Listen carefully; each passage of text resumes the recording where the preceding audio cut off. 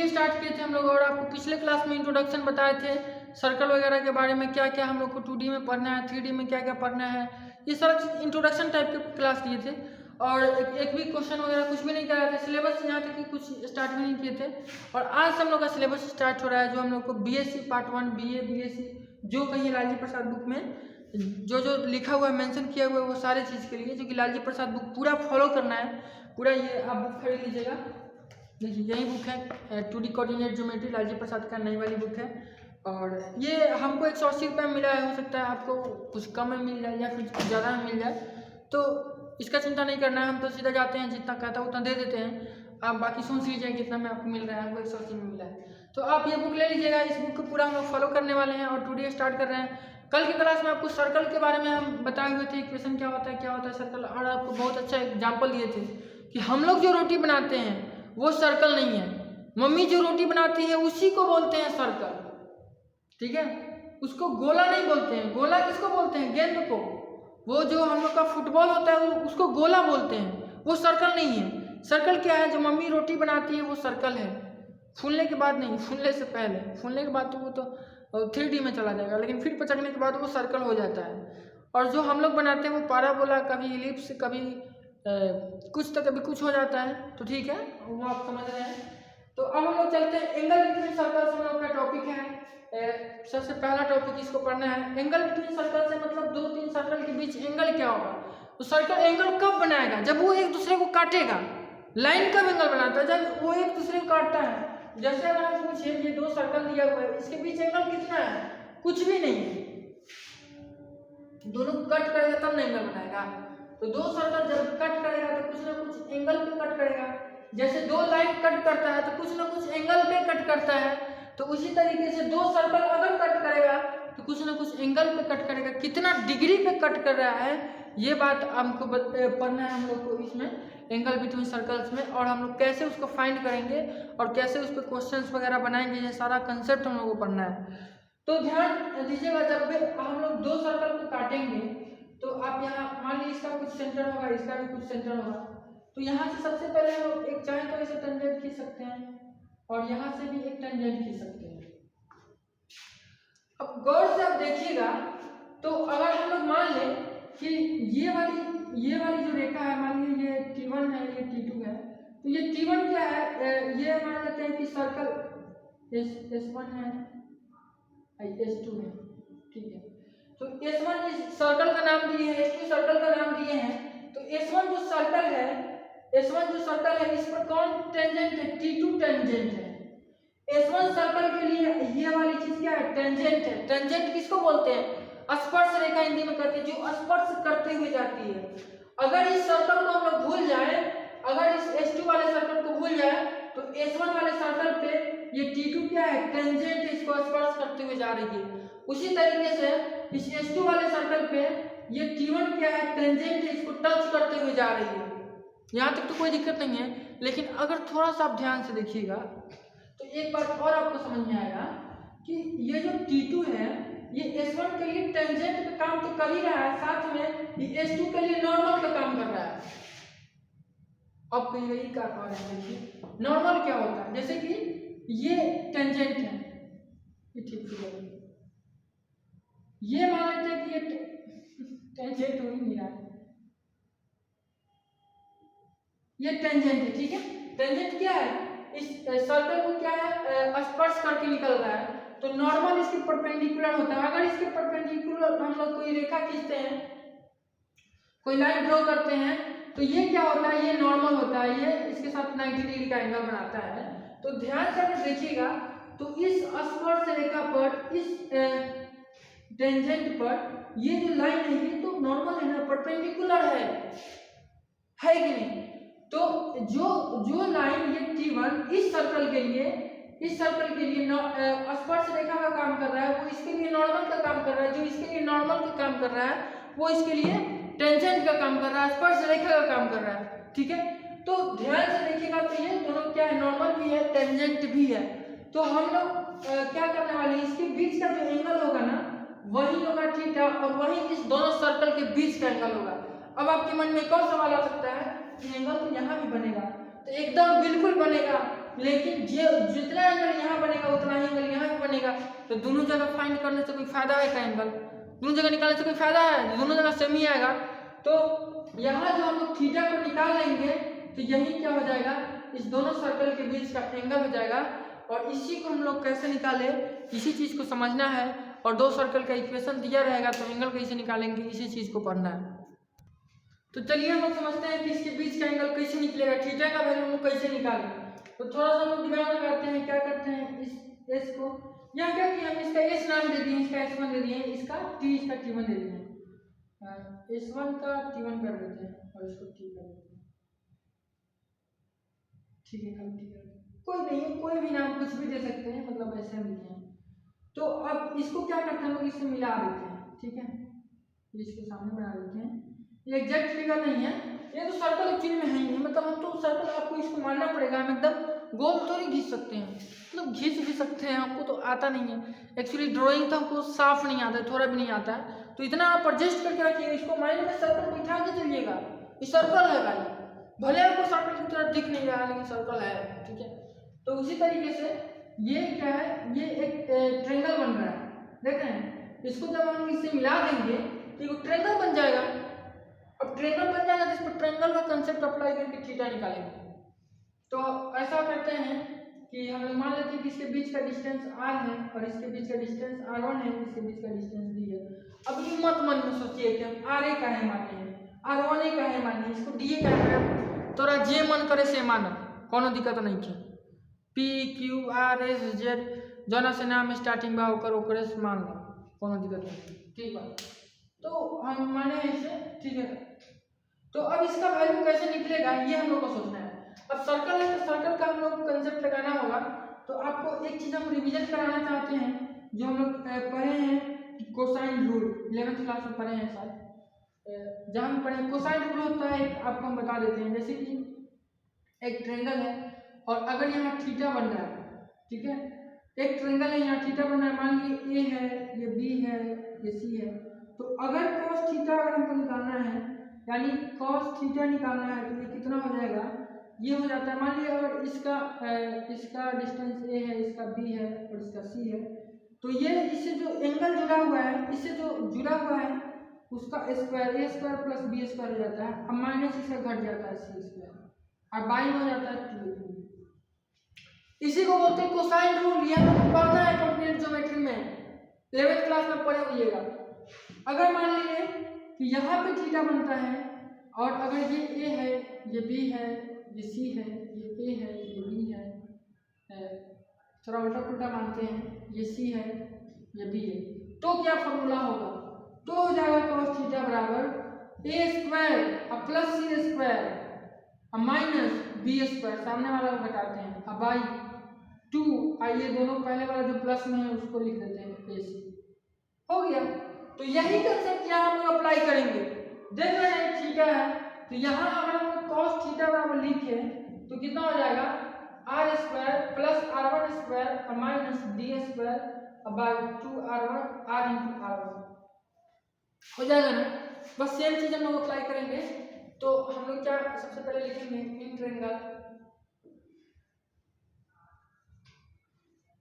Triangle कौन सा triangle है, P S S, triangle P S S में हम लोग अप्लाई करते हैं from cosine rule.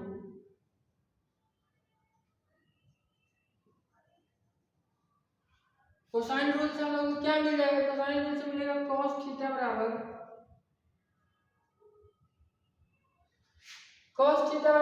P S का होल स्क्वायर और प्लस पी एस डैश का whole square S1 P S1 का होल स्क्वायर माइनस S1 का whole square by 2 P S into P S1, यही है ना। अब आपको पता है कि इसका वैल्यू r1 और d माने हैं, तो उस चीज को हम लोग पुट कर लेते हैं। फिगर थोड़ा दूर बन गया, हम यहाँ डेरिवेशन कर रहे हैं। डेरिवेशन क्या मतलब, सिंपल है, एक लाइन का है, तो इसको आप एडजस्ट कर लीजिएगा। मतलब हम वहाँ बनाए तो फिर वहाँ से यहाँ तो ला सकते नहीं, और हम चाहेंगे भी नहीं कि हम उसको मिटा करके फिर दोबारा बनाएं, तो उसको आप एडजस्ट कर लीजिएगा। मान लीजिएगा कि बगल में है, वैसे भी आप लोग मानने में बहुत ज़्यादा एक्सपर्ट है, कोई दूर भी रहता है तो मान लेते पास में बैठी है एकदम, हम बतिया रहे हैं तो इस टाइप से मान लीजिएगा कि ये फिगर बेचारा यहाँ पे है और हम यहाँ से इसको देख रहे हैं, ठीक है, मानने में क्या जाता है। वैसे भी हम लोग मैथ के स्टूडेंट हैं, मान ही सकते हैं। तो पी एच की जगह पर आर स्क्वायर हो जाएगा और P H dash R dash का और स्क्वायर माइनस ये डी का square by 2r1 into 2r into R हो गया। तो यही एंगल निकालने का फॉर्मूला है। आप cos थीटा बराबर इतना है, जब इसका वैल्यू निकाल लेंगे तो यहाँ से थीटा का वैल्यू नहीं निकल जाएगा और थीटा का ही तो वैल्यू हम लोग को निकालना है, हो गया, एक लाइन की तो बातें था, हो गया। तो ऐसे ही हम लोग थीटा का वैल्यू निकालते हैं। अब इसमें हम लोग कुछ क्वेश्चन करेंगे और कुछ और कंसेप्ट को थोड़ा बहुत है जो समझेंगे। और एक और चीज, दूसरा टॉपिक जो बताया ना कि ऑर्थोगोनल सर्कल क्या होता है, कोई बड़का चीज नहीं है। ऑर्थोगोनल सर्कल एकदम क्या बोले नाखून के बराबर है। जब यहाँ से थीटा का वैल्यू 90 डिग्री आ जाए तो वो ऑर्थोगोनल सर्कल हो जाएगा।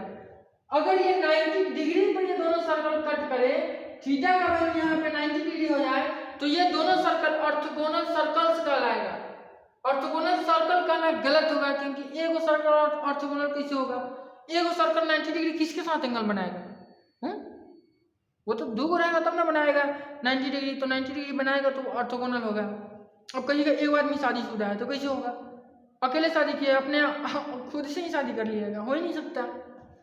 अगर वो शादी किया है तो कोई और उसका जीवन पार्टनर होगा, ठीक है। अब ये हिंदी इंग्लिश बोल रहे, लाइफ पार्टनर नहीं जीवन पार्टनर बोल रहे, ठीक है। तो उसी तरीके से ये दो सर्कल आपस में कट करेगा और जब 90 डिग्री एंगल बनाएगा तो वो ऑर्थोगोनल सर्कल होगा, नहीं बनाएगा तो कोई बात नहीं, उसका कोई नाम नहीं है। लेकिन अगर 90 डिग्री बनाता है तो उसका एक स्पेशल नाम है जिसको बोलते हैं ऑर्थोगोनल सर्कल्स। तो कुछ नहीं है, अगर आपको क्वेश्चन में देता है कि प्रूफ करिए कि दोनों सर्कल क्या ऑर्थोगोनल है, तो कैसे प्रूफ करिएगा, थीटा का वैल्यू निकालिएगा, अगर थीटा 90 डिग्री आ गया तो वो क्या है, ऑर्थोगोनल है, ठीक है। तो यहाँ पे ऑर्थोगोनल सर्कल भी आप समझ ही गए हैं, थोड़ा सा आपको बता देंगे और जब क्वेश्चन बताएंगे समझाएंगे।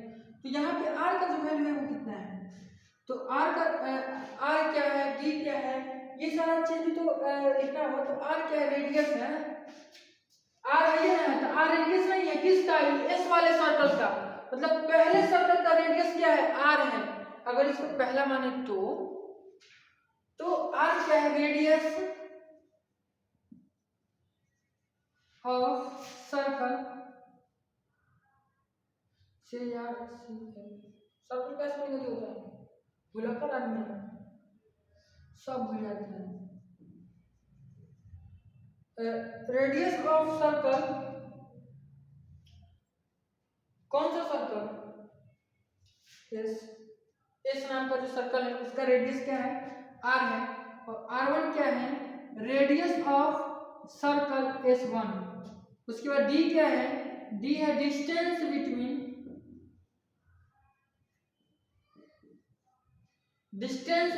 क्या, एस से लेकर S1, यानी सेंटर से लेकर सेंटर, कौन सेंटर, दोनों सर्कल का जो सेंटर है उसके बीच का जो डिस्टेंस है वो क्या है, डी है। तो डिस्टेंस बिटवीन सेंटर्स, ठीक है। तो अगर हम लोग को ये तीन चीज पता है, ये आर पता है, ये R1 पता है और ये डी पता है, तो हम लोग उस सर्कल के बीच का एंगल निकाल सकते हैं। तो आपको एक छोटा सा क्वेश्चन हम करा के दिखाते हैं और उसके बाद आज ही क्लास को एंड करेंगे और नेक्स्ट क्लास को बढ़ेंगे। अब छोटा छोटा ही वीडियो बनाएंगे, ज़्यादा बड़ा कोई देखता नहीं है, ठीक है। चलिए आपको एक्सरसाइज का हम 7 नंबर क्वेश्चन करा के दिखाते हैं। पहले जो क्वेश्चन दिया हुआ है वो ऑर्थोगोनल पे दिया हुआ है, ऑर्थोगोनल में भी और भी आपको बहुत कुछ बताना है जो नेक्स्ट वीडियो में बताएंगे, तो ये वाला क्वेश्चन कराएंगे हम। आइए 7 नंबर क्वेश्चन पे, 7 नंबर क्वेश्चन में दिया है फाइंड, हम लिखते नहीं बोल देते हैं, find the angle between two circles.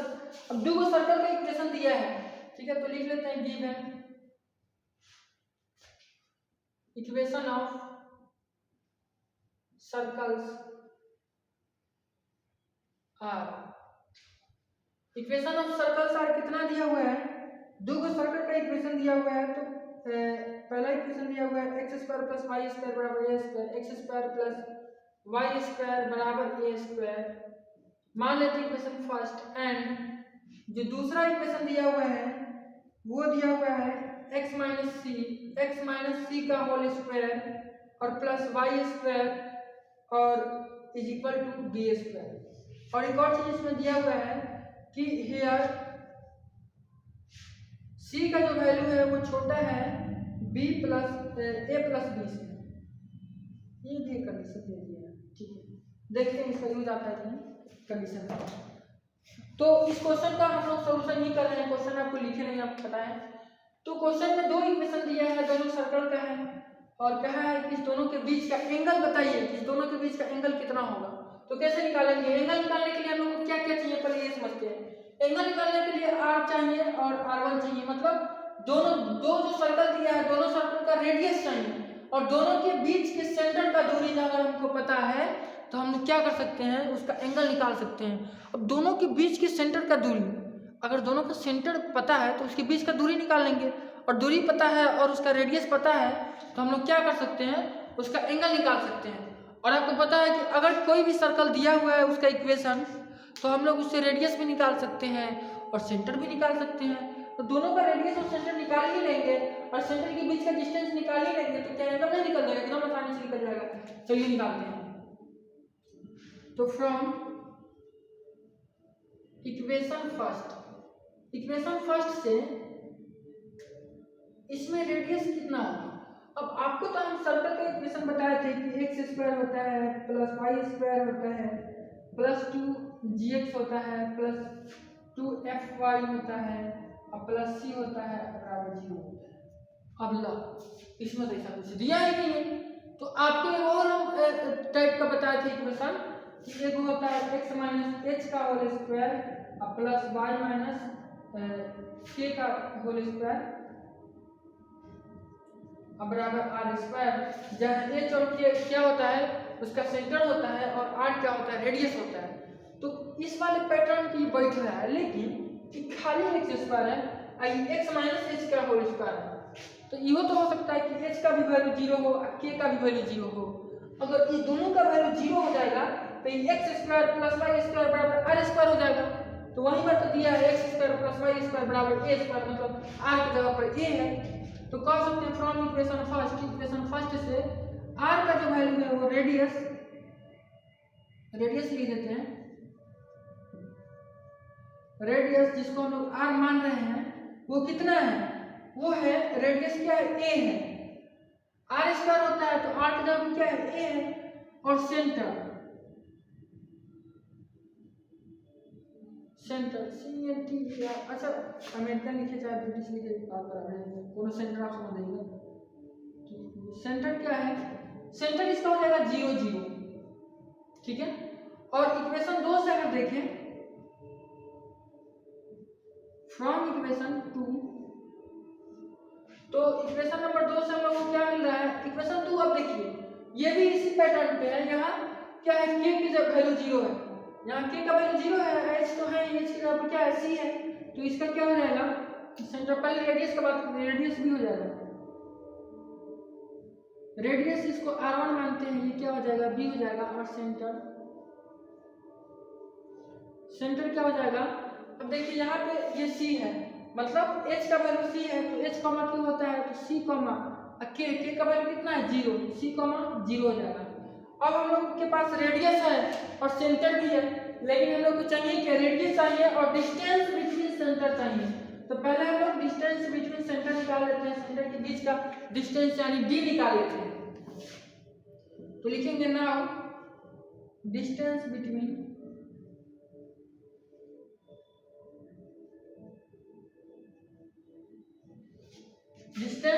Centres बराबर, अब ये दोनों कोऑर्डिनेट के बीच का दूरी कितना होगा, root under x1 minus x2 का whole square plus y1 minus y2 का होल स्क्वायर। तो x1 माइनस x2 तो 0 है ऑलरेडी, तो उसको छोड़ देते हैं, इतना बड़ा लिखने का जरूरत भी नहीं है, 0 है तो उसको छोड़ देंगे। तो हो जाएगा 0 माइनस c का होल स्क्वायर, यानी फाइनली ये c का whole square root under c square बराबर क्या हो जाएगा c, ठीक है। तो ये d का भी वैल्यू हम लोग निकाल लिए, इसको हम लोग मान लेते हैं d, क्या है d है। तो नाउ cos थीटा बराबर यही फॉर्मूला होता है r square plus r1 square minus d square by 2r into r1। तो आर का वैल्यू कितना है, आर का वैल्यू देखिए ए है, तो ये हो जाएगा ए स्क्वायर, अब प्लस R1 का वैल्यू कितना है, बी है, तो हो जाएगा बी स्क्वायर, माइनस डी का वैल्यू कितना है, डी का वैल्यू सी है, तो हो जाएगा सी स्क्वायर। अब आई नीचे में 2ab, ताकि R1 का वैल्यू है, और ये किसके बराबर है, cos थीटा के बराबर है, हो गया, यही इस क्वेश्चन का आंसर हो गया। अब चाहे तो थीटा का वैल्यू निकालिए तो इधर जाके cos इनवर्स हो जाएगा, चाहे इतना पर भी छोड़ सकते हैं, कोई दिक्कत नहीं है। तो ठीक है, उम्मीद करते हैं आपको एंगल निकालना समझ में आ गया होगा कि एंगल हम लोग कैसे निकालते हैं दो सर्कल्स के बीच। मिलते हैं हम लोग अब नेक्स्ट वीडियो में।